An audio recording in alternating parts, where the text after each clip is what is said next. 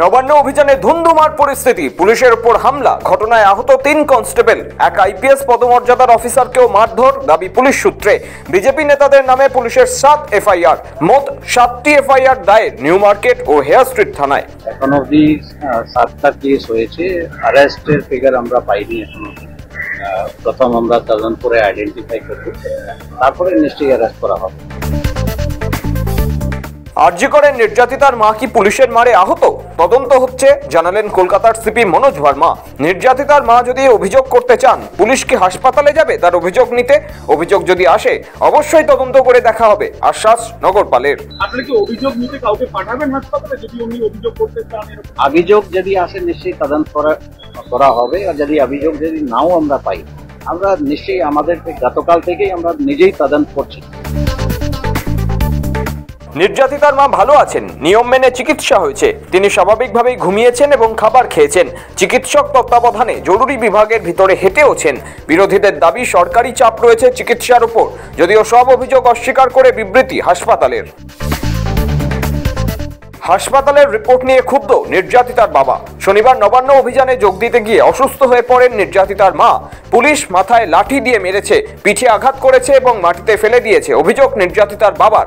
হাসপাতাল নির্যাতিতার মাকে স্থিতিশীল বলেছে। ওই বেসরকারি হাসপাতালের রিপোর্ট নিয়ে ক্ষোভ প্রকাশ নির্যাতিতার বাবার। রিপোর্টটা আমাদের হাতে তুলে দিচ্ছে, সেই রিপোর্টটা অন্যরকম, যেমন অন্য কিছু লেখা আছে সেটার মধ্যে। যেমন বলছে যে একটা র্যালি থেকেই দুর্ঘটনা ঘটেছে, কিন্তু পুলিশ যে মেরে এটা ঘটনাটা ঘটিয়েছে সেটা সেখানে উল্লেখ নেই।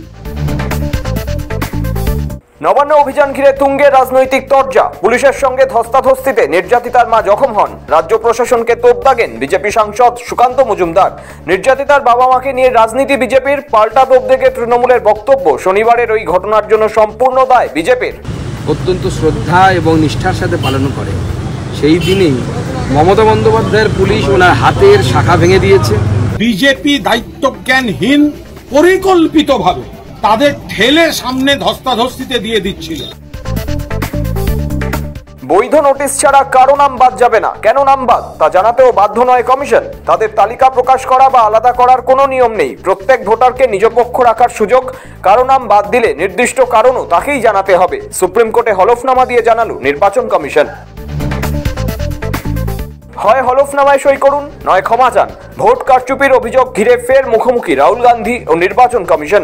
রাহুলের সামনে দুটি পথ, হলফনামা অথবা ক্ষমা। তার কাছে যদি ভুয়ো ভোটারদের নাম ও নথি থাকে, তা যেন কমিশনের হাতে তুলে দেন।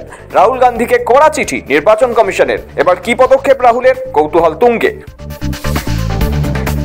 কর্ণাটকের বেঙ্গালুরুতে সরকারি প্রকল্পের উদ্বোধন মঞ্চে ফের অপারেশন সিঁদুরের জয়গান নরেন্দ্র মোদীর। প্রধানমন্ত্রী জানালেন, অপারেশন সিঁদুরে আমাদের সেনার তরফে সন্ত্রাসবাদী ও পাকিস্তানকে ধরাশায়ী করার ক্ষমতা গোটা বিশ্ব দেখেছে। এই বিরাট সাফল্যের নেতৃত্বে রয়েছে আমাদের প্রযুক্তি ও মেক ইন ইন্ডিয়া। অপারেশন সিঁদুরে বেঙ্গালুরু যুবকদের সহযোগিতাও অনেকখানি।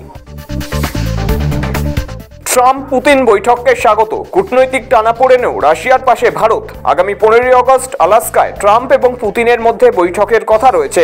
ওই বৈঠককে স্বাগত জানিয়ে বিবৃতি দিল নয়াদিল্লি। আমেরিকার সঙ্গে টানাপোড়েনের আবহে মস্কোর সঙ্গে পুরনো বন্ধুত্ব ছাড়ছে না ভারত। ফলে নয়াদিল্লির এই বিবৃতি যথেষ্ট তাৎপর্যপূর্ণ। ফের বিতর্কে ভারতীয় কুস্তি ফেডারেশন। বয়স বাড়ানোর অভিযোগে সাসপেন্ড 11 কুস্তিগির। জাল বার্থ সার্টিফিকেট দেওয়ায় 11 জন কুস্তিগিরকে সাসপেন্ড রেসলিং ফেডারেশন অফ ইন্ডিয়ার। তার মধ্যে 10 জনই পুরুষ। ঘটনায় উদ্বেগ ক্রীড়া মহলে। চোখ রাখবো আবহাওয়ার খবরের দিকে। ঘূর্ণাবর্তের দোসর মৌসুমী অক্ষরেখা, তার ফলে চলতি সপ্তাহে দক্ষিণবঙ্গের কিছু জেলায় বৃষ্টির পূর্বাভাস। কলকাতায় আপাতত বৃষ্টির সম্ভাবনা কম, তবে বৃষ্টি বাড়বে উত্তরে, জানালো হাওয়া অফিস।